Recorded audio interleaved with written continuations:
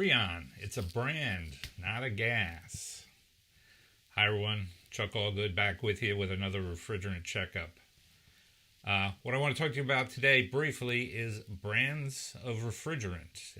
As I mentioned up front, Freon is a brand. It's not a specific molecule or chemical, although sometimes it's used that way in our industry.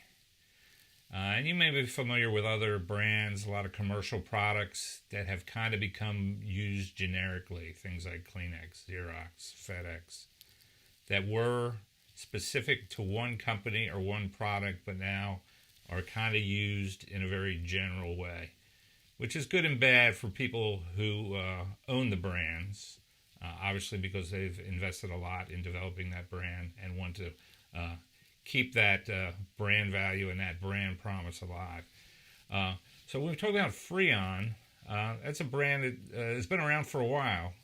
Originally invented and owned by the DuPont company close to 100 years ago, and now by Chemours. But when most people in our industry talk about Freon, they're usually referring to R22. And so there's a number of ways, specifically if you look at R22, how it can be named. So I'm a chemist, and the pure chemical term or chemical name for it would be chlorodifluoromethane, based off of organic chemistry nomenclature rules. But when we start to talk about it as a product, particularly as it relates to an industrial gas, it's used in a number of applications, but we might refer to it as HCFC, or hydrofluorochlorocarbon, because it has fluorine and carbon and chlorine. HCFC 22.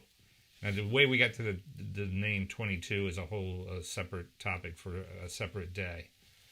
But that's kind of the generic molecule. And then when we talk about it as a refrigerant specifically, then oftentimes it's an R-22. And the R numbering system is really based off of ASHRAE Standard 34, adopted that many decades ago for refrigerants that were going through the ASHRAE Standard 34 process. And so finally, there's Freon 22, and that's specifically and legally R22 that's produced and marketed by Chemours at this point, the company that owns the Freon brand. There are other brands of 22 out there. Some people in our industry, got a little upset, or maybe were a little surprised when they saw Freon brand attached to other gases. Particularly, I remember when Freon 410A product came out on the market, people were like, "Oh no, how are we going to keep it straight?"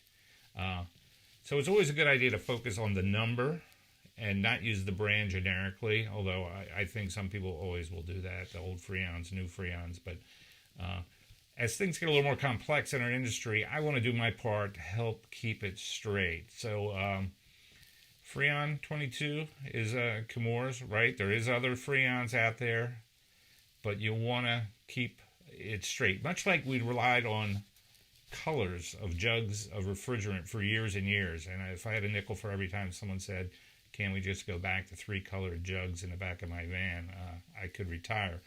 But unfortunately, our world is not that simple. We have a lot more applications and a lot more optimized and special products. And so we're going to have more and more refrigerants. So we don't want to rely just on colors anymore. We really want to read the labels. In fact, there's some movement to go away from colors in the industry, and eventually it will probably all be, one color, gray color cylinders, and you'll have to read the numbers on there to be sure. So much the same way, we want to be sure and clear when we're talking about refrigerants, when we're buying them, specifying them, and designing around them, that we use the proper lingo, the proper nomenclature. So again, Freon's a brand.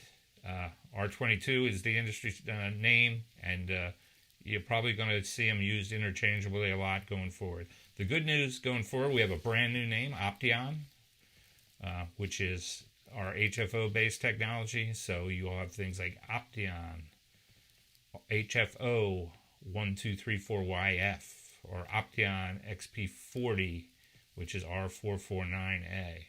So if you haven't seen Opteon out there, I'm sure you probably have, but it's going to be growing. Freon will eventually be sunsetting, as the last of the systems running on R22 and things like 123 eventually are replaced. But there's still some R11 and R12 systems out there I get called about every once in a while, so who knows when these things will be gone for good, if ever.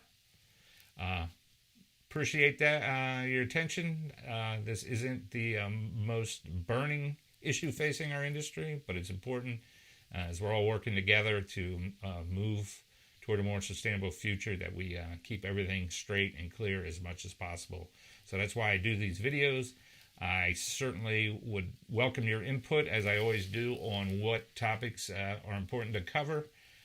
Feel free to shoot me an email. And if you haven't already done so, hit down there the subscribe button so you don't miss any of these updates. And we'll keep this fast, focused, informative information coming out to you. Thanks again. Talk to you soon.